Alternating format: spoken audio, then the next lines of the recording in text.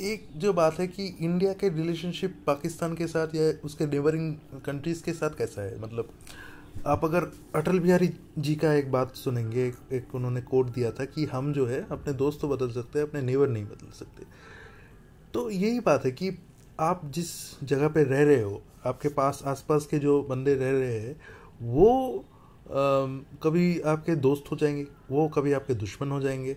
तो वही बात है कि हम दोस्त बदल सकते हैं कि तो नेबर जो है वो नहीं बदल सकते, उतना आसान नहीं है। तो हमको चाहिए कि हमें जो है अपने दोस्तों के साथ, अपने नेबर्स के साथ एकदम दोस्तीपूर्ण व्यवहार करना चाहिए जैसा कि यूरोपियन यूनियन में है। हालांकि वो भी बहुत मतलब वॉर के बाद ही हुआ। सेकेंड वर्ल्ड वॉर के पहले जो था यूरोप जो है हमेशा बटा रहता था। हमेशा यूरोप में ज़्यादातर बड़ी लड़ाइयाँ होती रहती थी, फ्रांस इंग्लैंड के बीच, इंग्लैंड प्रशिया के बीच, हंगेरी ऑस्ट्रिया, यहाँ पर हर वक्त स्लाव्स के बीच में, रशिया के साथ फ्रांस का, फिर जर्मनी का हमेशा झगड़ा रहता था। फिर सेकेंड वर्ल्ड वॉर हुआ, पूरा यूरोप पूरा तहस नहस हो गया। कोई मतलब 3 मंजिला बिल्डिंग नहीं बची। आप भी अगर आज भी अगर आप जाएंगे यूरोप के ज़्यादातर बड़े बड़े सिटीज़ में, तो वहाँ पर स्काई स्क्रैपर नहीं है। आपको स्काई स्क्रैपर अमेरिका में मिलेगा, जापान में मिलेगा, कोरिया में मिलेगा, सब जगह मिलेगा, लेकिन यूरोप में नहीं है।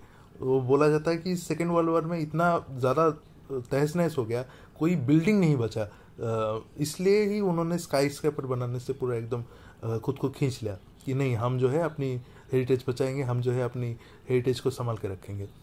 तो यूरोप में वही चीज़ है कि सेकेंड वर्ल्ड वॉर के बाद जो है यूरोप सुधरा और फिर यूरोपियन यूनियन बना, शेंजन एरिया बना, कि जो है शेंजन नहीं शायद नाम होगा, कि वहाँ पर पासपोर्ट नहीं लगता। आप अगर यूरोपियन यूनियन का पासपोर्ट ले लोगे तो आप पूरा फ्रांस होके, पूरा जर्मनी होके, सारा का सारा यूरोपियन यूनियन का कंट्री आप घूम सकते हो। तो ऐसा जब बना, जब उनका बॉर्डर खुल गया, वहाँ पर कोई बॉर्डर चेक पॉइंट नहीं है, आप खुला आप ट्रेड कर सकते हो। तो उनका जब बॉर्डर नहीं हुआ, जब ट्रेड इतना आसानी से कर सकते थे, तो उन्होंने डेवलपमेंट भी सोचा, मतलब बहुत ज़्यादा उनका डेवलपमेंट हुआ। और जब 1990s में सोवियत यूनियन का पतन हुआ, तब तो पूरा ईस्ट जर्मनी वो ब्लॉक भी वेस्ट जर्मनी के साथ मिल गया, हंगेरी भी आ गया, और भी कई सारे जो कंट्रीज है वो भी एकदम खुले में ट्रेड कर सकते थे। तो ये जब सिचुएशन हुआ तो एकदम मतलब ट्रेड का तो कोई प्रॉब्लम नहीं था। अब ट्रेड का जब प्रॉब्लम नहीं था, वो एक साथ ही डेवलप करने लगे। वहाँ पर अगर आप देखोगे कि यूरोपियन यूनियन का एक पार्लियामेंट है, यूरोपियन यूनियन का पार्लियामेंट में जो है वो वहाँ से भी सांसद चुन के जाते हैं। मतलब एक एक कंट्री का खुद का पार्लियामेंट है, खुद का डेमोक्रेसी है, और यूरोपियन पार्लियामेंट का जो डेमोक्रेसी है वो अलग है। वहाँ पर सांसद चुने जाते हैं, वहाँ पर वोटिंग्स होते हैं। अगर फ्रांस ने सोच लिया कि मुझे जो है, मैं जर्मनी के साथ ट्रेड जो है थोड़ा सा घटा दूंगा और स्पेन के साथ ज़्यादा ट्रेड करूंगा, तो उसको यूरोपियन पार्लियामेंट से परमिशन लेनी पड़ेगी कि सभी अगर मत देंगे तो होगा। तो ये जब हुआ तो धीरे धीरे यूरोप अगर आप देखोगे तो इतना ज़्यादा अच्छी तरह से डेवलप हुआ। आप अगर देखोगे ज़्यादातर जो फर्स्ट वर्ल्ड की कंट्रीज़ है, ज़्यादातर यूरोपियन कंट्रीज़ है, वहाँ पर HDI इंडेक्स भी ज़्यादा है, वहाँ पर लिविंग स्टैंडर्ड भी ज़्यादा है, वहाँ पर टैक्सेशन भी ज़्यादा होता है, वहाँ पर सब कुछ मतलब हाई क्वालिटी लिविंग स्टैंडर्ड सब कुछ अच्छा है। हैप्पीनेस इंडेक्स में भी वो मतलब टॉप पे रहते हैं। तो ये भी एक बात है कि यूरोप इतना डेवलप हुआ इसीलिए कि उन्होंने अपने बीच का जो फाइटिंग था, अपने बीच का जो प्रॉब्लम्स था, उनसे ध्यान हटाकर अपने बीच में जो एक चीज़ है, कॉमन चीज़ है, उसके ऊपर उन्होंने फोकस किया और ट्रेड अच्छा किया, उन्होंने पीस बढ़ाई, उन्होंने जो है सिक्योरिटी से फोकस हटाकर अपने एजुकेशन पे लगाया, और धीरे धीरे करके वो एक साथ ही डेवलप किए। तो आज भी देखेंगे कि यूरोपियन यूनियन आज भी इतना स्ट्रांगली खड़ा हुआ है। सेम केस है अमेरिका का, एग्जांपल ले लीजिए अमेरिका, तो वो नॉर्थ अमेरिका में सिर्फ 3 ही देश पाएंगे आप। अमेरिका के पास जो है कनाडा ऊपर में, और दक्षिण में जो है मैक्सिको, और बीच में यूनाइटेड स्टेट। तो उनके बीच में भी ट्रेड एग्रीमेंट बहुत ही अच्छा है। दोनों ही अमेरिका से बहुत ज़्यादा व्यापार करते हैं, तो दोनों के बीच में ही बहुत अच्छा संबंध है। अमेरिका और मेक्सिको का व्यापार तो बहुत बिलियंस ऑफ डॉलर्स में होता है।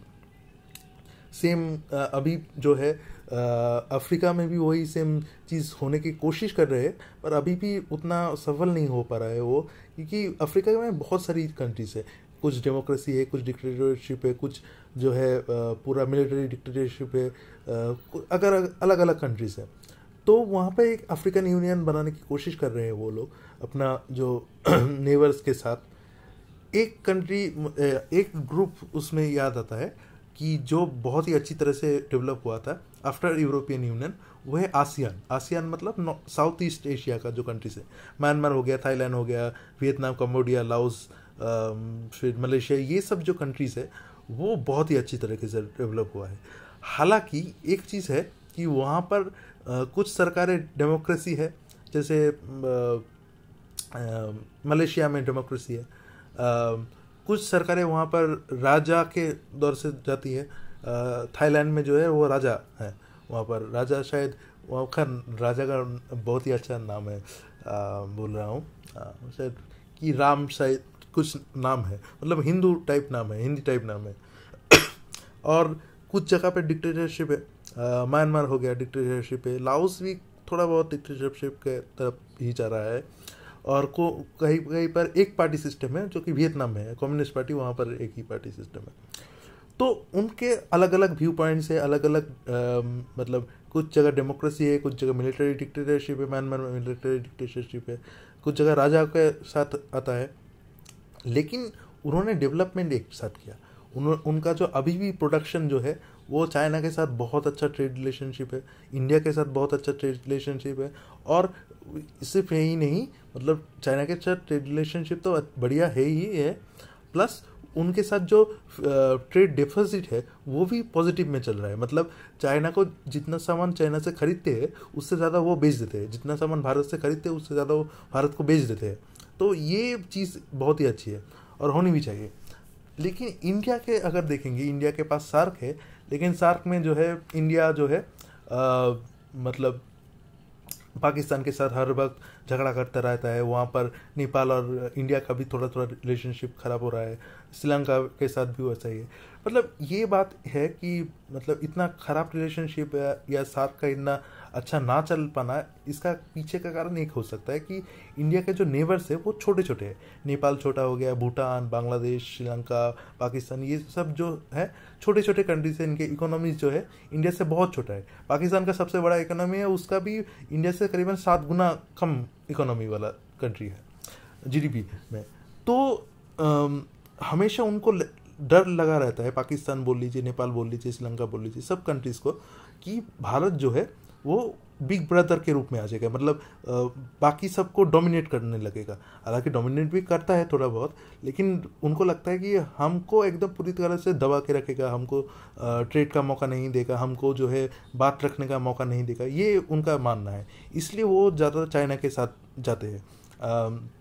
और एक चीज़ है कि भारत जो है वादा कर देता है, बहुत बहुत बड़े बड़े वादा कर देता है कि हम श्रीलंका को इतने करोड़ रुपए देंगे। म्यांमार के साथ एक भारत का एक सबमरीन का डील हुआ था कि भारत जो है कुछ सालों में म्यांमार को सबमरीन देगा शायद, लेकिन वो डील भी कैंसिल हो गया। मतलब कैंसिल नहीं हुआ, वो डील उन्होंने चाइना के साथ कर ली, क्योंकि भारत ने वादा कर दिया था कि हम 2 साल में 3 साल में दे देंगे, लेकिन वो लेट डिलीवरी दे रहा था, बहुत लेट डिलीवरी दे रहा था, शायद 10 साल 12 साल में दे रहा था। तो ये एक चीज़ है कि हम वादा तो बहुत बड़े बड़े कर देते हैं, लेकिन हम डिलीवरी देने के टाइम पे चूक हो जाते हैं, मतलब बहुत देर से देते हैं या तो डिलीवरी देते ही नहीं है। तो ये एक मतलब एक ट्रस्ट का इशू भी आ जाता है कि आप बोल रहे हो कि आप दे दोगे लेकिन आप नहीं दे रहे हो, तो इसीलिए ये वो मतलब उतना हमको ट्रस्ट नहीं करते। ये भी एक बात है कि ट्रस्ट नहीं करते, और पूरी जो अभी की इकोनॉमी है वो ट्रस्ट पे चलती है। तो ये एक बात है, इसको सुधारने के लिए क्या करना चाहिए इंडिया को? देखिए, इसको सुधारने के लिए एक ही चीज़ करना चाहिए कि आप ट्रस्ट बिल्ड करिए। शायद पाकिस्तान के साथ अपने मसले हैं, पाकिस्तान को साइड में छोड़ दीजिए, ओके नो प्रॉब्लम। अफगानिस्तान के साथ आप डील कीजिए। आप तालिबान है, बैक चैनल से आप बात तो कर रहे हैं, लेकिन उसका भी कोई पुख्ता नहीं है। इधर चाइना आके वहाँ पर इन्वेस्टमेंट कर रहा है, रशिया आके इन्वेस्टमेंट कर रहा है, वहाँ से यूएई से इन्वेस्टमेंट आ रहा है अफगानिस्तान में। तो और अगर अफगानिस्तान स्टेबल नहीं रहा, अगर अफगानिस्तान में तालिबान इतनी मतलब गहराई से जड़ों में जाकर घुस गया तो ये तो आपके लिए वो पूरा सब कॉन्टिनेंट का सिक्योरिटी का मैटर आ जाएगा। सब वहाँ पर जिहादी, वहाँ पर मुजाहिदीन ट्रेनिंग लेने जा रहे हैं, तो इसको आपको रोकना पड़ेगा। तो अफगानिस्तान के साथ बात कीजिए, तब तो बात बनेगा। सेम केस होता है बांग्लादेश के साथ। आप बोल देते हैं कि हम इतना बिजली देंगे, हम इतना आपके जो है जो पद्मा नदी के ऊपर जो है ब्रिज बन रहा था, उसका जो फर्स्ट जो उसका जो मनी का जो इन्वेस्टमेंट के लिए बांग्लादेश इंडिया से पहले बात बोला था, लेकिन इंडिया ने बोला था हाँ दे देंगे, नहीं देंगे, देंगे नहीं देंगे, करते करते वो उन्होंने चाइना से लोन ले लिया और चाइना ने लोन भी दे दिया फटाफट। मतलब चाइना जो है फटाफट लोन दे देता है, ये भी बात है। मतलब वो नहीं देखता कि वहाँ पर डिक्टेटर है या नहीं है, वो लोन दे देता है और लोन कम समय के लिए देता है और बहुत ज़्यादा दे देता है, मतलब बहुत ज़्यादा वो इंटरेस्ट भी चार्ज कर लेता है। तो उनके पास उतना नहीं होता है, इसलिए वो मतलब उस चीज़ को ऋण दे देते हैं, वो चीज़ को आप बोल सकते हैं चाइना को लीज पे ले देते हैं। जैसे हम्बनटोटा का बंदरगांव जो है उस श्रीलंका ने लीज पे दे दिया। तो आप जब तक एक मतलब बिग ब्रदर सिंड्रोम से बाहर आकर बात करेंगे, ठीक ठाक से पैसा देंगे, एक ट्रस्ट बिल्ड करेंगे। मतलब मेन बात यही है कि ट्रस्ट अगर आप नहीं बिल्ड करेंगे तो नहीं होगा। अगर पहले आपको ट्रस्ट बिल्ड करना पड़ेगा, तब जाके ये बात बनेगी। तो इतना ही बात है, ठीक है, आज के लिए इतना ही। अगर आपको पसंद आया हो तो लाइक शेयर सब्सक्राइब कीजिए और मिलते हैं नेक्स्ट वीडियो के साथ। Thank you.